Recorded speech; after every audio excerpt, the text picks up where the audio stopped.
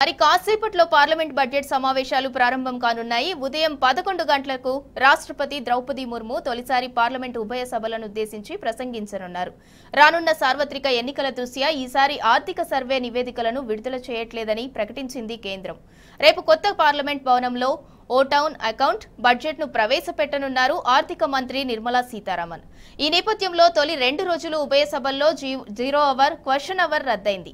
ఫిబ్రవరి 2న రాష్ట్రపతి ప్రసంగానికి ధన్యవాదాలు తెలిపే తీర్మానంపై చర్చ జరగనుంది. ఆ తర్వాత రాజ్యసభ, లోక్సభ దీనిపై ప్రధాని నరేంద్ర మోదీ సమాధానమివ్వనున్నారు.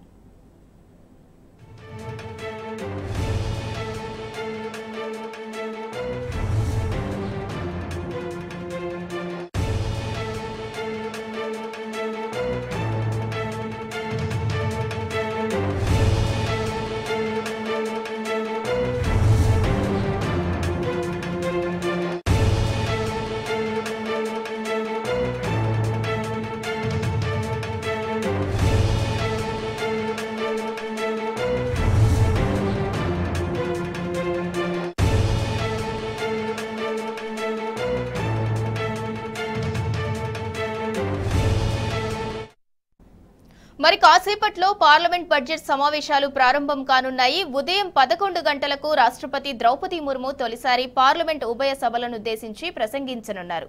రానున్న సార్వత్రిక ఎన్నికల దృష్ట్యా ఈసారి ఆర్థిక సర్వే నివేదికలను విడుదల చేయట్లేదని ప్రకటించింది కేంద్రం.